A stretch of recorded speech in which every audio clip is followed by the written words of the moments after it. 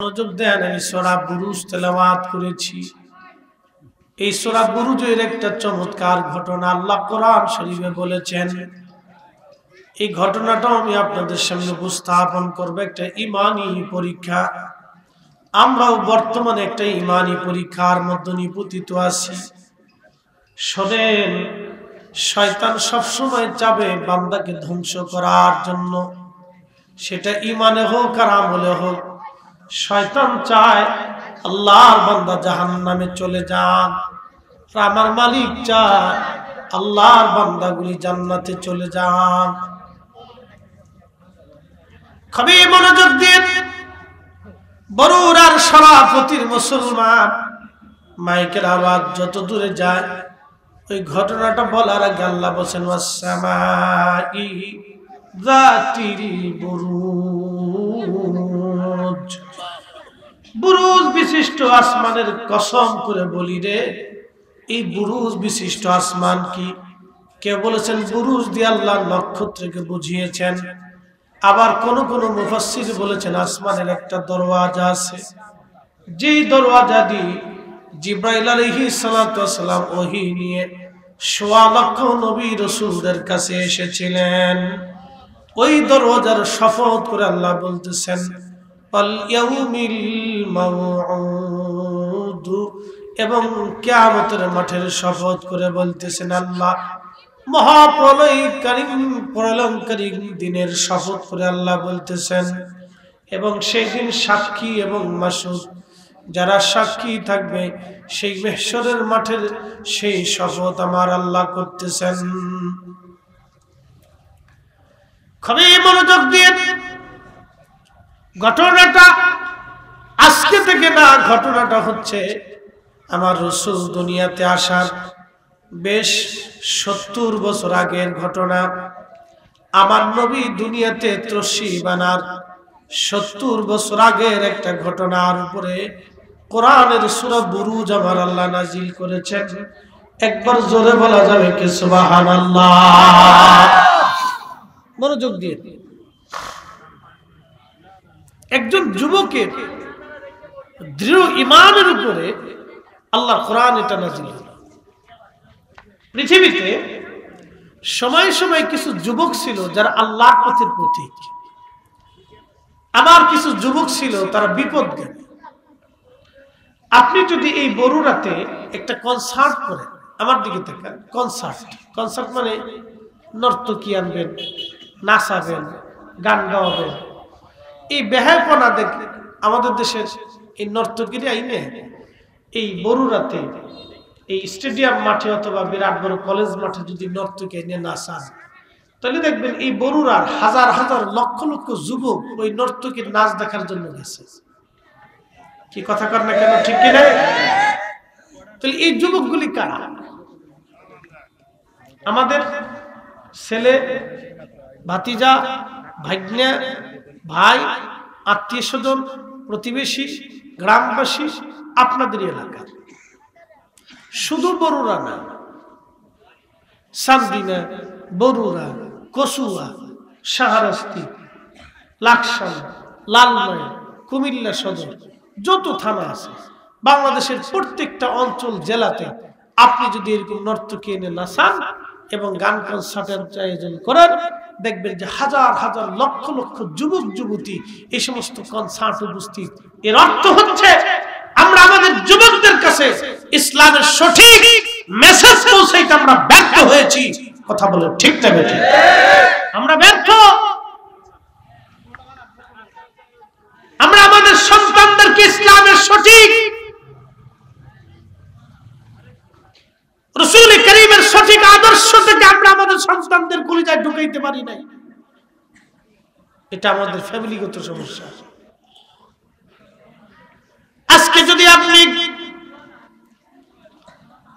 ফিলিস্তিনের গাজার দিকে তাকান, ৭০,০০০ গাজাবাসী আহত, ৩০,০০০ গাজার মুসলমান আজকে শহীদ হয়েছে। হামাসের প্রত্যেকটা যোদ্ধা দাঁতে কামড় দিয়ে দিয়ে শত্রুর মোকাবেলা করে নিজেদের জীবনগুলি কুরবানি করে তারা যুদ্ধ করে যাচ্ছে। যদি যুবক দেখতে হয় তাহলে গাজা শহরের ফিলিস্তিনের যুবকদেরকে দেখতে হবে, তারা মিথ্যার কাছে মাথা নত না করে তারা কাফেরের বিরুদ্ধে লড়াই করে চলতেছে। কথা বলেন ঠিক কিনা?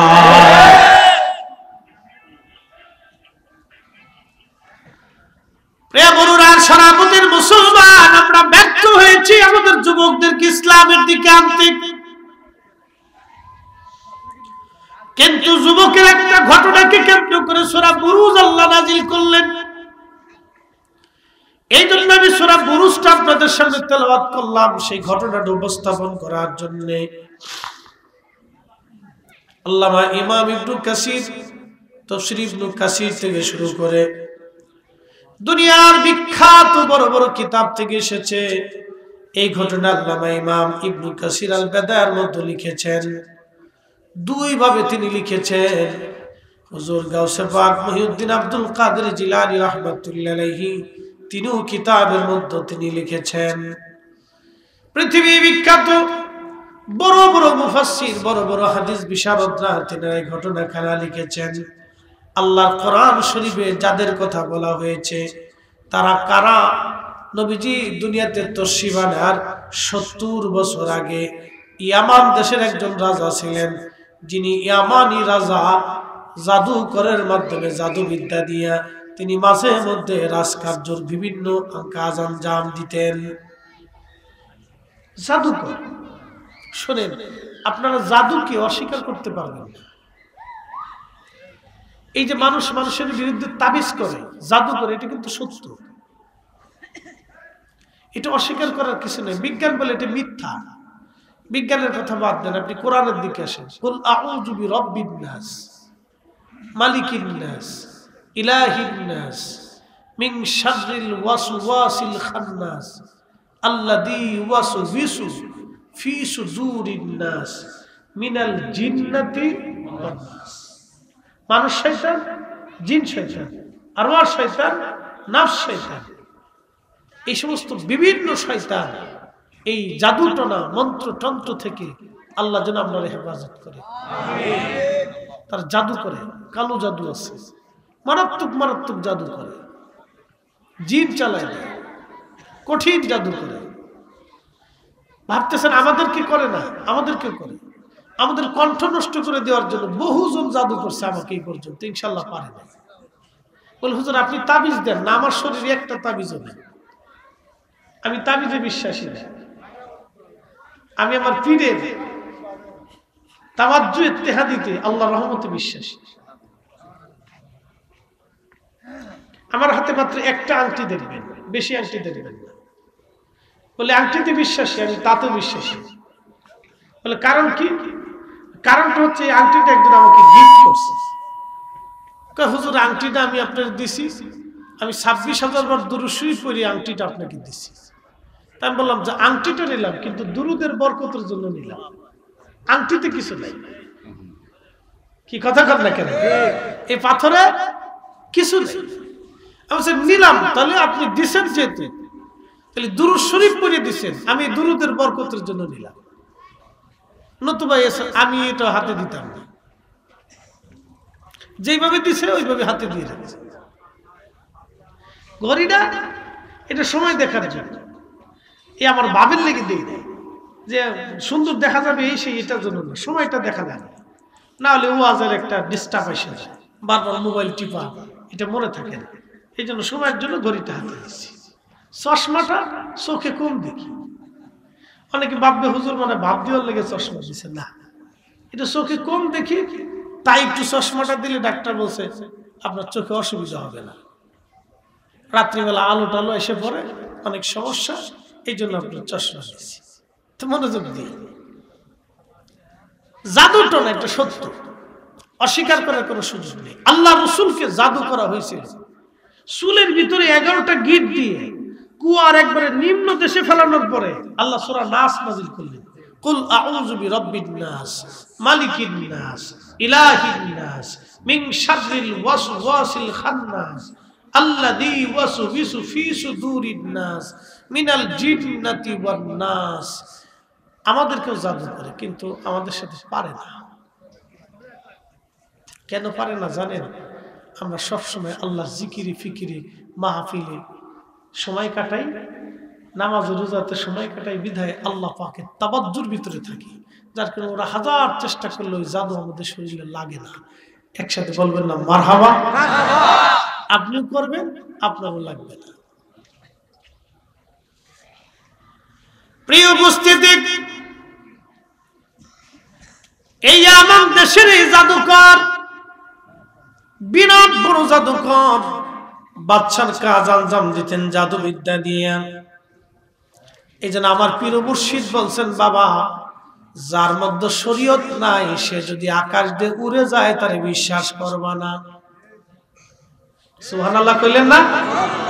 কারো যদি শরীয়ত না থাকে, নামাজ রোজা জিকির ফিকির সুন্নত হালাল হারাম এগুলো বাচ্চা কুচে যদি না চলে, তাহলে বুঝবা সে যদি আকাশ দিয়ে উড়ে তাহলে বুঝবা সে জাদুকর।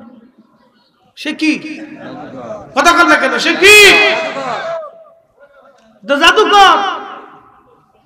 সে যদি আকাশ দিয়ে উড়ে তাহলে বুঝবা সে জাদুকর। আর যার ভিতরে নামাজ রোজা জিকির ফিকির ইবাদত শরীয়ত আছে, বুঝবা সে ঠিক আছে। প্রিয় সভাপতির মুসলমান, তো ওই জাদুকর জাদুবিদ্যার মাধ্যমে কাজ আঞ্জাম দিতেন তিনি। একদিন বাদশাকে ডাক দিয়ে বলেন, বাদশা আমি তো মারা যাব, আমি তো মরে যাব, আমার একটা যুবক ছেলে সুন্দর বাচ্চা দেন, মেধাবী, আমি আমার এই জাদু বিদ্যা ওই বাচ্চাটারে শিখাই দিয়ে রেখে যাই।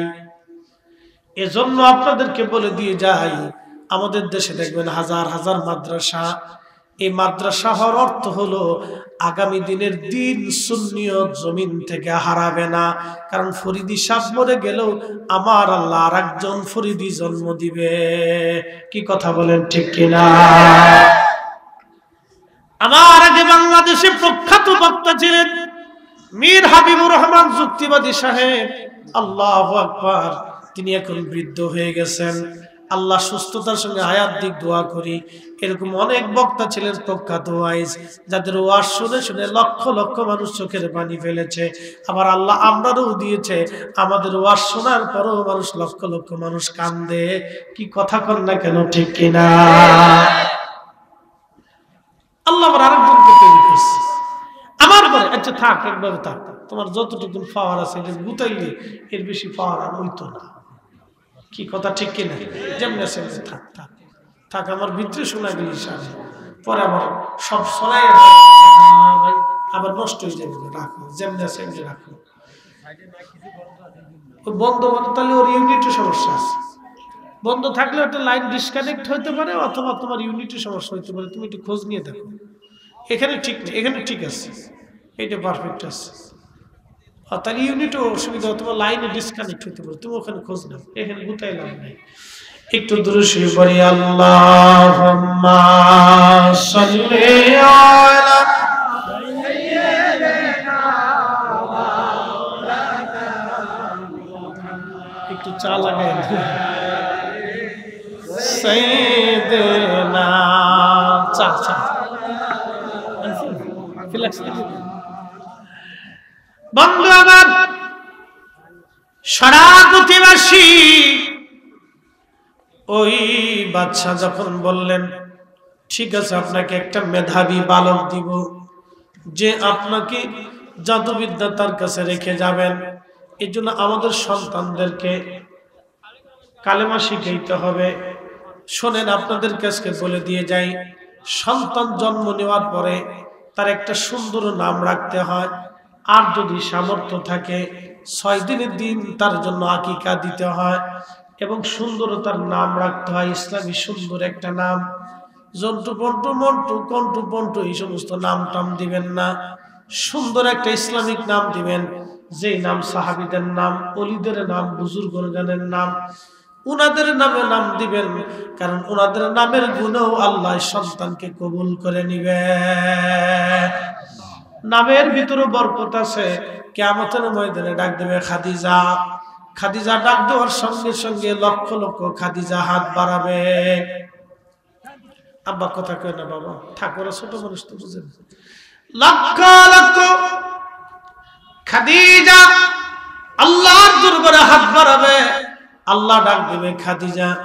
আমি শুধু আমার রাসূলের বিবি হযরতে খাদিজাকে ডাক দিয়েছিলাম, তোমরা সব খাদিজা হাত বাড়াইছো, আমার খাদিজার উসিলায় যাও তোমাদেরকে মাফ করে দিলাম।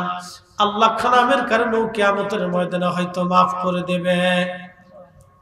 খুবই মনোযোগ দিয়ে এই জন্য ইসলামিক সুন্দর একটা নাম লিখতে হয়, সন্তানের নামটা ভালো মতো দিতে হয়।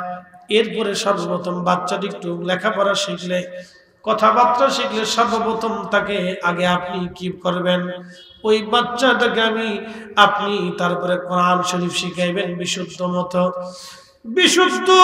কোরআন শরীফ শিক্ষা দিবেন তাকে, বাচ্চাটাকে কোরআন শিক্ষা দিবেন আপনি।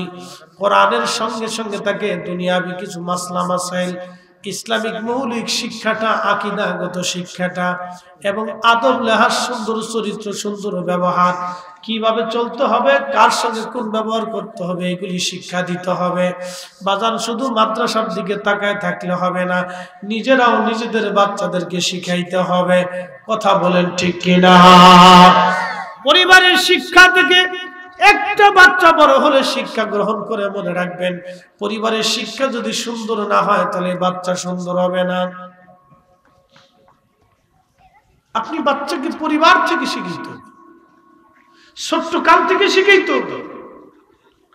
আমাদের হাজার হাজার যুবক আগামী প্রজন্ম নষ্টমীর দিকে চলে যাইতেছে। কথা কন না কেন, ঠিক কিনা? দেখবেন শত শত যুবক রাস্তা দিয়ে হাঁটে, মুরব্বীরা সালাম দেয় না। কথা কন না কেন? আসে না দিদা? মুরব্বীদেরকে কি করে না, সালাম দেয় না। তার অর্থ হচ্ছে আমাদের আগামী প্রজন্ম অন্ধকারের দিকে। আজ থেকে 30 বছর 20 বছর আগের দিকে তাকান, রাস্তা দিয়ে মুরব্বীরা সালামের উত্তর দিয়ে সারতে পারতো না। গাড়িতে উঠলে নারীদের জন্য সিট বরাদ্দ রাখা লাগে নাই, পুরুষটা উঠে দাঁড়াইয়া নারীদেরকে সিট দিছে। আর পুরুষরা ইচ্ছা করলে পারলে বেডি উঠাই দিয়ে নিজেরা বসার চেষ্টা করে। নারীর সম্মান নারী নিজে রাখে নাই। অবস্থা কঠিন করতে, আগামী ফিউচার, ভবিষ্যৎ আমাদের অন্ধকার নিমজ্জিত। এবার রাজা একটা বালককে ঠিক করলেন। ওই বালকটা সুন্দর এবং খুব মেধাবী একটা বালক। প্রত্যেকদিন জাদুকরের কাছে যায়, জাদুবিদ্যা শিখে। কিন্তু বালকটা রাস্তা দিয়ে আসা যাওয়া করার সময় লক্ষ্য করলো পথের পাশে একটা গির্জা দেখা যায়। গির্জা মুসলমানদের মসজিদ আর খ্রিস্টানদের গির্জা, শুধু কাঁদতাম আর কিচ্ছু না, শুধু কাঁদতাম, শুধু কাঁদতাম। মুসলমানদের গির্জা, মুসলমানদের মসজিদ আর খ্রিস্টানদের গির্জা। ওই গির্জার মধ্যে বসে বসে একজন পাদ্রী সুন্দর সুন্দর কথা বলে। বালকটা চিন্তা করলো, গির্জার ভিতরে এত মানুষ কেন, কিসের এত মানুষ, এত মানুষের ভিড় কেন? জাদুবিদ্যা শিখতে যাওয়ার সময় ওই ছেলেটা, ওই বালকটা ওই গির্জার ভিতরে যায় বসলো। বসার পরে ওই পাদ্রীর কথাগুলি শুনতে লাগলো। পাদ্রীর কথা শোনার পরে ওই ছেলেটার খুব অন্তর থেকে মজা লেগে গেল। তার অন্তরের মধ্যে স্বাদ লাগলো, হ্যাঁ আমি যে জাদুবিদ্যা শিখি এটা ভালো না, কিন্তু এই পাদ্রীর কথাগুলি অত্যন্ত যুক্তি সম্পন্ন এবং খুব ভালো কথা।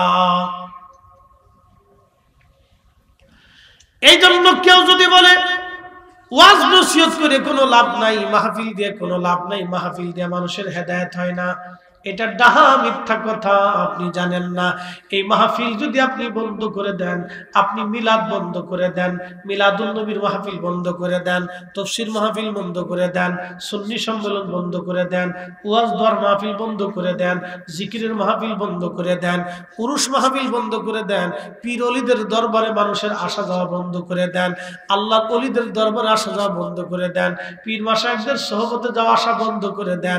আপনি দেখবেন আগামী 10 বছরের মধ্যে আমাদের দেশের মেয়েরা হাফ প্যান্ট পরে রাস্তা দিয়ে হাঁটবে। কি কথা কর না কেন, জোরে বলেন। আপনি এগুলি বন্ধ করেন। আগামী 10 বছরে যদি আমাদের মেয়েরা হাফ প্যান্ট পরে রাস্তায় না হাঁটে, আমি ঘড়ির বদৌলতে চুরি করব। তাহলে এই মাহফিল চলতে হবে, এই মিলাদ চলতে হবে, এই ফাতিহা চলতে হবে, এই দোয়া দুরূদ চলতে হবে, এই কোরআন খতম চলবে, এই তাফসীর মাহফিল চলবে, ইসলামী সম্মেলন চলবে, ইসলামী সংস্কৃতি চলবে, মিলাদুন নবীর মাহফিল চলবে, উরুস মাহফিল চলবে, ইসালে সওয়াব চলবে, ইসলামী সম্মেলন চলবে, ওলিদের দরবারে আসা যাওয়া চলবে, পীর মাশায়েখদের দরবারে আসা যাওয়া চলবে। কথা বলেন ঠিক না বেঠিক? এই যে বরাতের রাত চলে গেল, কিসের রাত? বরাতের রাতে মসজিদে মানুষ কি করে বলেন? ওই বুকে হাত বাঁধা এক মৌলবী, যারা তারাবির নামাজে 8 রাকাত বানাইছে, এই ডাকাতির দল এক মৌলবী বলছে বরাতের রাত্রে মসজিদে যাওয়ার চাইতে বেশ্যখানায় যাওয়া ভালো। এই সমস্ত মোল্লাদেরকে জুতা দিয়ে বাইরে গিয়ে সমাজ থেকে তাড়াইতে হবে, ওই ইহুদিদের দালাল। এই কথা বলেন না কেন? জোরে বলেন। ওরা এই বরাতের রাত্রে মসজিদ তালা মেরেছে, অথচ ইমাম ফাকিহি আজ থেকে 1200 বছর আগে আখবারে মক্কা এই কিতাবের মধ্যে তিনি লিখতেছেন, আমাদের জমানাতে যখন লাইলাতুন নিসফি মিন শাবান, শাবানের 14 তারিখ দিন যে রাত আসতো, আমাদের জমানাতে খারাজু ইলা বাইতুল্লাহিল হারাম, আমরা হারাম শরীফে, হারাম মক্কাতুল মুকাররমে সমস্ত মক্কাবাসী উপস্থিত হতাম। ইউসাল্লুনা, নামাজ আদায় করতাম, ওয়া ইয়াখতিমুনাল কুরআন, কুরআন খতম দিতাম, ওয়া ইয়াদউনা, আর মক্কাবাসীরা দোয়া করত মক্কাতে। লাইলাতুল বরাতে মক্কা তালা মারা হয় নাই। নবীর জমানা থেকে মক্কাতে ইবাদত হলো, মদিনায় ইবাদত হলো, মসজিদে কুবা ইবাদত হলো, বাইতুল আকসা ইবাদত হলো, পৃথিবীর সব মসজিদে ইবাদত হলো। ওরা কারা? আজকে যারা বাইতুল মসজিদে বরাতের রাত্রে মসজিদে যাওয়ার চাইতে ওরা যারা বেশ্যাখানায় মানুষদেরকে ঢুকাইতে চায়, ওরাই হলো ইহুদি মোসাদের দালাল। আপনি দেখবেন ওরা ইসরায়েলের মোসাদের দালাল। ওরা আসছে আমার সমাজকে নষ্ট করার জন্য, আমার দেশে ফাতনা বাঁধানোর জন্য। এইগুলিকে এখনই যদি প্রতিহত না করেন, এখনই যদি আপনি এটাকে বয়কট না করেন, এখনই যদি এদের বিরুদ্ধে প্রতিরোধ করে না তোলেন, তাহলে আগামী প্রজন্ম আমাদের অন্ধকারে নিমজ্জিত হবে। কথা বলেন ঠিক না?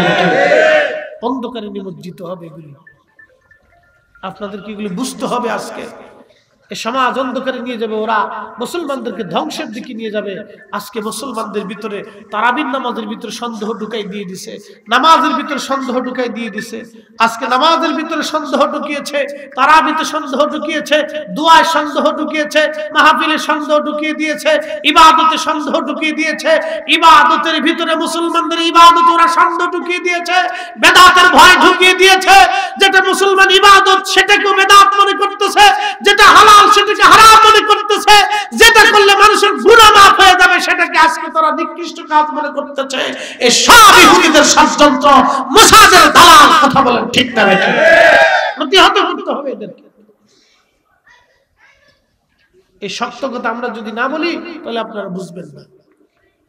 কঠিন পরিস্থিতি আগামী প্রজন্ম। এই জন্য বলছি, এই সমস্ত মাহফিল, এই লাইলাতুল বরাত, এই কদরের রাত, তারপরে এই সমস্ত মুসলমানদের ভিতরে যে সমস্ত বরকতময় রজনী আছে, দিন আছে, মিলাদুন নবীর মাহফিল, এই সমস্ত মাহফিল, দোয়া দুরূদ যদি আপনি বন্ধ করে দেন, তাহলে দেখবেন আগামী 10 বছর পরে আমাদের দেশের মেয়েরা রাস্তা দিয়ে হাফ প্যান্ট পরে, জিন্সের প্যান্ট পরে, অর্ধলঙ্গ হয়ে রাস্তা দিয়ে হাঁটতেছে। তাহলে বলেন, ওয়াজ মাহফিল চলবে? মিলাদ মাহফিল চলবে? ফাতিহা দোয়া দুরূদ চলবে? মিলাদুন নবীর মাহফিল চলবে?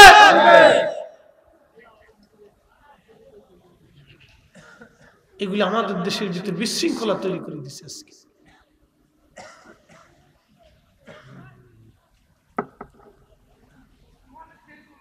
তখন এই পাদ্রী কাছে যুবকটা যে বলতেছে, হুজুর, আমি বর্তমান বাদশাহ রাজ দরবারে জাদুকরের কাছে জাদু শিখি, কিন্তু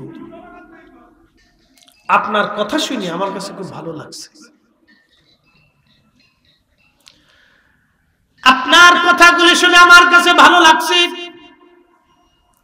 জাদুবিদ্যার চাইতে আপনার এই দিন আমার কাছে পছন্দ হয়েছে, যুক্তিপূর্ণ মনে হয়েছে। ওগো পাদ্রী, দয়া করে আপনি আপনার ধর্মে আমাকে দীক্ষা দিয়ে দেন। একসাথে বলবেন না মারহাবা।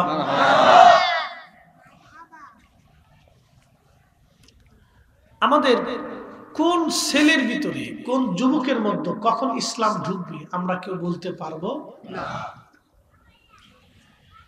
এমনও দেখা যায় নিকৃষ্ট একটা মদপায়ী ওয়াজ শোনার পরে ভালো হয়ে গেছে, হয় না ভাই? আমি একদিন মাগরিবের নামাজ পড়ে বসে রয়েছি বাসায়, কিতাব পড়তেছি। বৃষ্টির দিনে, হয়তো আষাঢ় শ্রাবণ, ওই সময় মাহফিল নাই, কম, বসে বসে কিতাব পড়তেছি। এক ভদ্রলোক ফোন দিয়ে বলল, হুজুর আমি এখনো এমন কোন নিকৃষ্ট কাজ নাই জীবনে না করছি, এমনও নিকৃষ্ট কাজ নাই যে জীবনে আমি না করছি।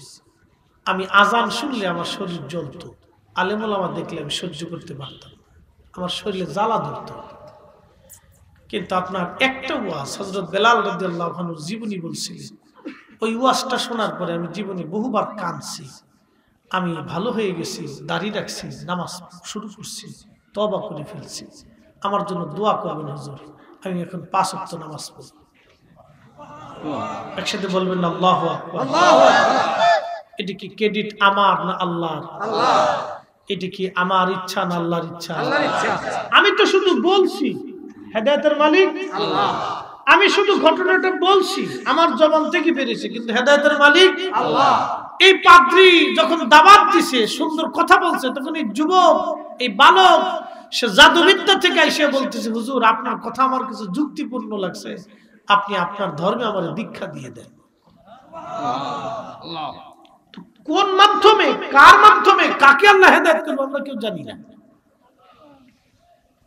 এই জন্য বরাতের রাত্রে আপনি মসজিদ থেকে মুসলমানকে ফিরাইয়া বেশ্যালয়ের দিকে নিয়ে যাবেন, আর মাথায় টুপি দিবেন, নাম দিবেন আপনি শায়েখ, নাম দিবেন মাদানী, নাম দিবেন আজহারি, নাম দিবেন মুসলমান, নাম দিবেন লামাসাবি, নাম দিবেন সালাফি, নাম দিবেন আহলে হাদিস। তার মানে বুঝে গেল আপনি আহলে হাদিসও না, লামাসাবিও না, সালাফিও না, আপনি মুসলমানও না, আপনি ইহুদি খ্রিস্টানের দালাল, গুপ্তচর। কথা বলেন ঠিক কি না? ওকে রিমান্ডে নিতে হবে, আর না হয় ওকে নিয়ে পাবনা পাগলা করে দেবত্তি করতে হবে।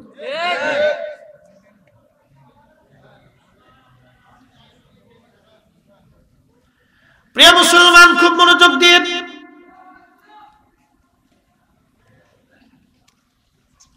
পাদ্রী বলতেছে, ঠিক আছে তোমাকে আমি আমার ধর্মে দীক্ষা দিলাম।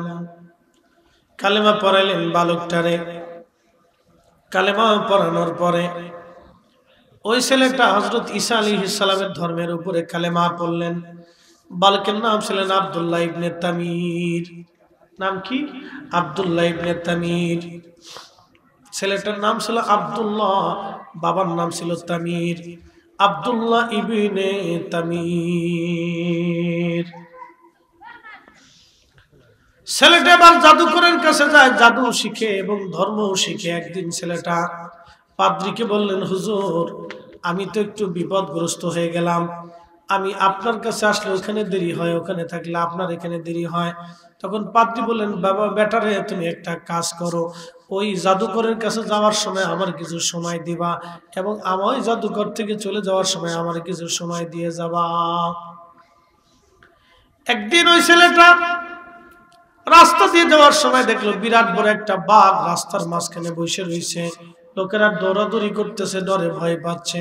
তখন ওই বালকটা একটা পাথর হাতে নিয়ে বলল, ও আল্লাহ, এই পাদ্রীর ধর্মটা যদি তোমার সত্য হয়, তুমি রব যদি সত্যই হয়ে থাকো, তাহলে এই পাথরটা মারার কারণে বাঘটা যদি মরে যায়, তাহলে আমি বুঝবো তোমার কালেমা সত্য।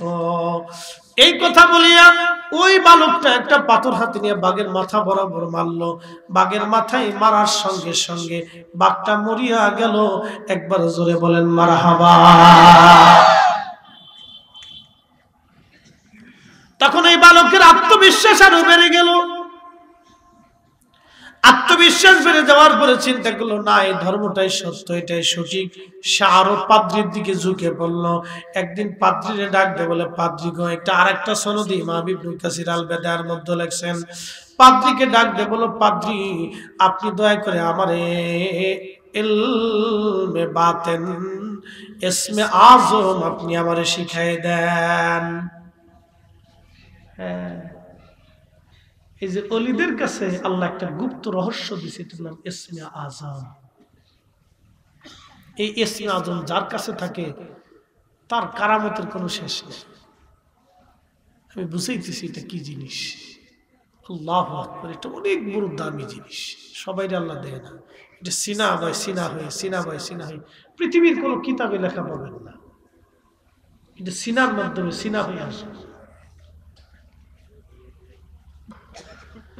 পাদ্রী ডাক দিয়ে বলতেছে, বালক রে, ইসমে আজম তো বড় কঠিন, এই নিয়ামত তুমি কিভাবে সহ্য করবা? তোমার বয়স হয় নাই, এই নিয়ামত তুমি ধৈর্য ধরতে পারবা না, সহ্য করতে পারবা না। তখন ওই বালকটা ডাক দেয় বলতেছে, হুজুর না, আপনি আমার ইসমে আজম শিখাই দেন, আমি পারবো। বলে, না রে বেটা, তুমি পারবা না, এটা ইসমে আজম বড় শক্ত জিনিস, বড় শক্ত নিয়ামত, এটা ধৈর্য ধরতে পারবা না। বলে, না হুজুর শিখাই দেন। পাদ্রী ডাক দেয় বলে, না বাবা, তোমার শিখানো যাবে না। আব্বু, তোমরা দুইজন একটু দুই জায়গায় একটু সরে সরে বসো তো বাবা, হ্যাঁ একটু ফাঁকা ফাঁকা বসো। ঠিক আছে। কাছে বইলে খুব গল্প, পেটের ভিতরে কত গল্প আছে। আল্লাহ, আমরাও এই দিন গেছে আর কি, গল্পের শেষ ছিল না। দুনিয়ার ইতিহাস, আমি নাম দিছি বিবিসি নিউজ, ব্যাটারি ছাড়া চলতেই থাকে, এই গল্পের কোনো শেষ নেই। যাই হোক, তারপরে তো বাচ্চার সামনে এসে বসছে, আলহামদুলিল্লাহ বলেন না, ওরা তারপরেও কি সামনে বসছে, এটা আমাদের জন্য ভালো দিক। খুব মনোযোগ দিয়ে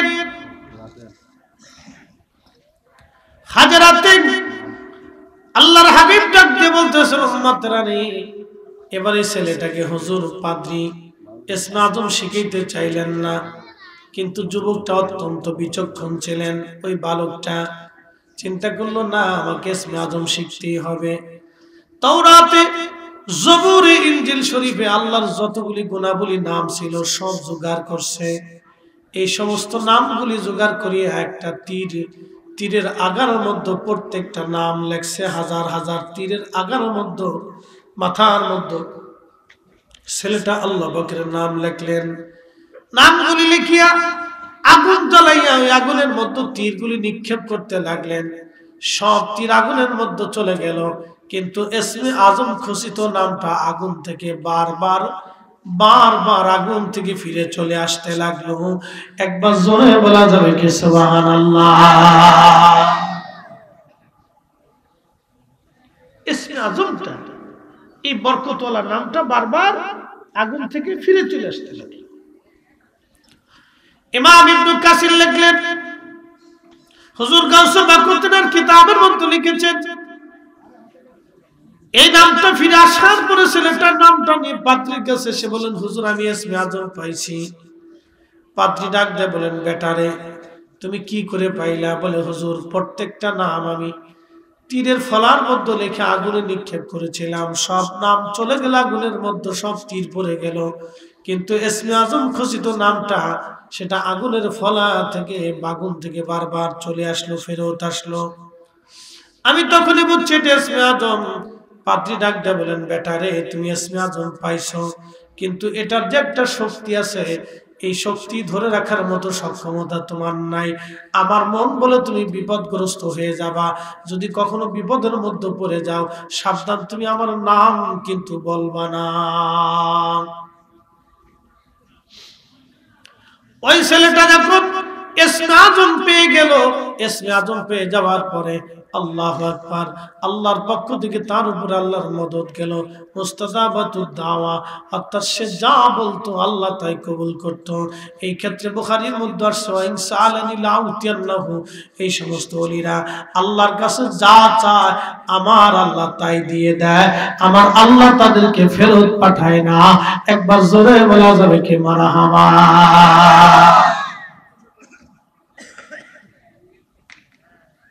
মনে রেখে এদেরকে আল্লাহ ফেরত দেয় না, হাত বাড়াইতে দেরি হয়, কবুল হইতে দেরি হয় না।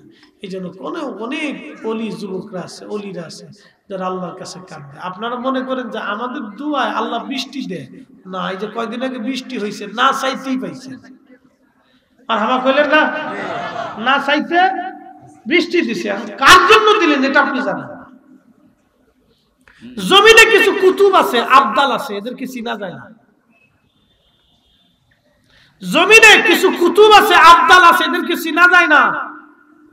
এরা মানব জাতি থেকে বিচ্ছিন্ন থাকে, বুঝা যায় না। সে আপনার রাস্তার দিয়ে হেঁটে চলে যাচ্ছে, কিন্তু আপনি চিনবেন না। আপনি যখন রাত ভরে অকাম কুকাম করেন, তখন তারা সারা রাত্রে বসে বসে আল্লাহ আল্লাহ আল্লাহ আল্লাহ করে। তখন এরা কান্দে, আল্লাহ বৃষ্টি দাও, বৃষ্টি লাগবে। তখন আল্লাহর আকাশ থেকে বৃষ্টি আসে। আপনি ঘুমে উঠে দেখছেন আকাশ দিয়ে বৃষ্টি এসে পুকুর ভরে গেছে, কিন্তু বৃষ্টিতে কেন আসলো আপনি জানেন না। কেন যে বৃষ্টি আসলো আপনি বুঝবেন না। প্রিয় উপস্থিতি, গভীর মনোযোগ দিয়ে শুনিয়া যান কথাগুলি। কি জন্য যে বৃষ্টি আসলো আপনি জানলেন না, আপনিও জানলাম না, আমিও জানলাম না, আপনিও বুঝবেন না, আমিও বুঝলাম না। তখন এই পাদ্রী ডাক দিয়ে বলেন, বেটারে তুমি তো বিপদগ্রস্ত হবা, তুমি এর ওজন সহ্য করতে পারবা না। হাদিসের মধ্যে আসছে ওই যুবকটা আল্লাহ পাক তাকে এমন দোয়া, বরকতময় দোয়া দিয়ে দিলেন। সে যুবক আল্লাহর কাছে যা চাইতো আল্লাহ তাই দিত। বহু রোগী বিপদগ্রস্ত মানুষ তার কাছে যায়, বিভিন্ন মাকাসাতগুলি নিয়ে আসতে লাগলো। কালক্রমে ওই যে রাজা ছিল, রাজার প্রধান উজির যিনি, উজির অন্ধ হয়ে গিয়েছিলেন। অন্ধত্বের কারণে তার চাকরি চলে গেছে। উজির বাইদা ভাই জানতে পারলেন কি করা যায়, কি উপায় আমাদের আছে, আমরা শেফা কেমনে দিব। আচ্ছা আচ্ছা, আমাদের তো 8:30 জামাত না, না না, মানে এমনিতে সব মসজিদ 8:30 না, 8:30 হলে আমরা 2 মিনিট আগে মাইক বাহিনীটা বন্ধ করে দিয়ে 5-7 মিনিট ইয়ে করে দিলে হইব। একটু দুরূদ শরীফ পড়েন, আল্লাহুম্মা সাল্লি আলা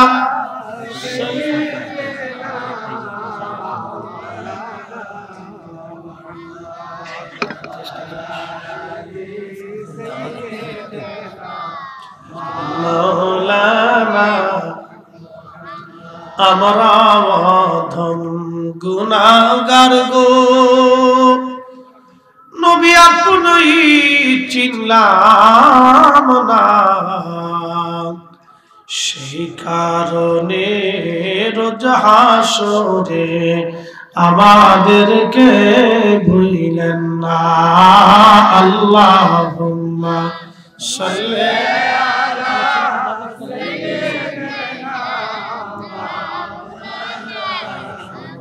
মুহাম্মাদ ওয়া আলা আলি সাইয়্যিদিনা।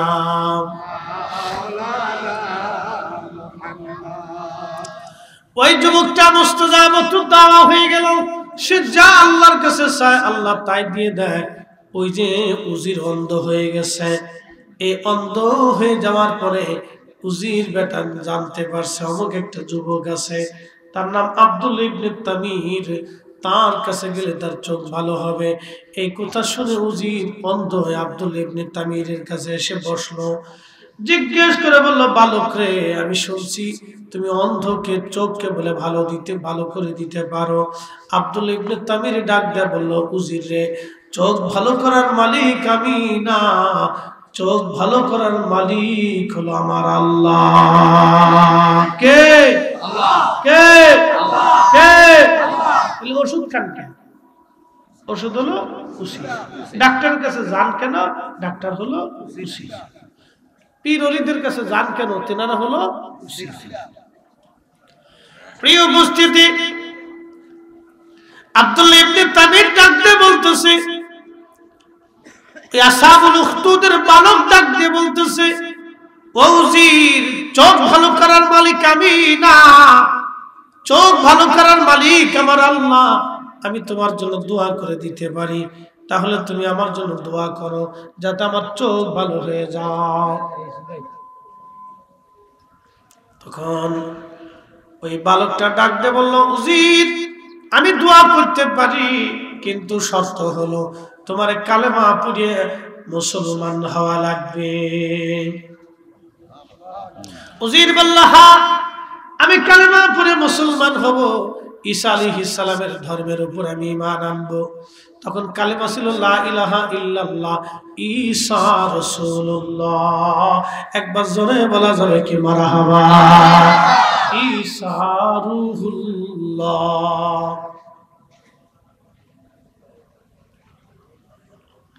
উজির কালেমা পড়ে মুসলমান হয়ে গেলেন।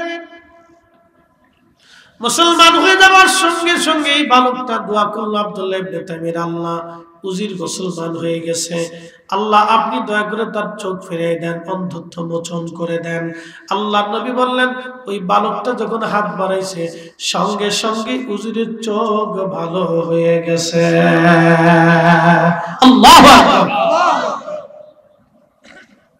তাহলে ইসমে আজমের পাওয়ার আছে না নাই?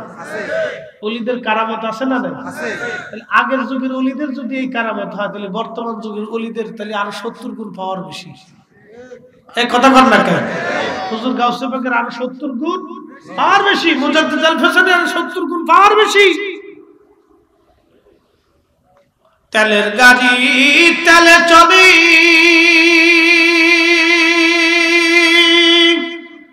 হাওয়ার গাড়ি হাওয়ায় উড়ে,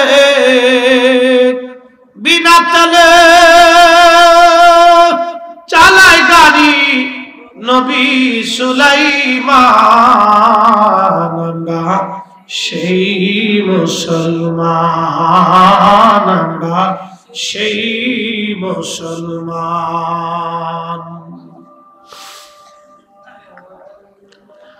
বন্ধুগণ আমার, খুবই মনোযোগ দিয়ে শুনিয়া যান। আচ্ছা আচ্ছা, 7:30 আজান, তো আমরা একটু আজানের জবাবটা দিয়ে শেষ করে আবার করবো। একটু স্টপ থাকবে, একটু বসে থাকবে।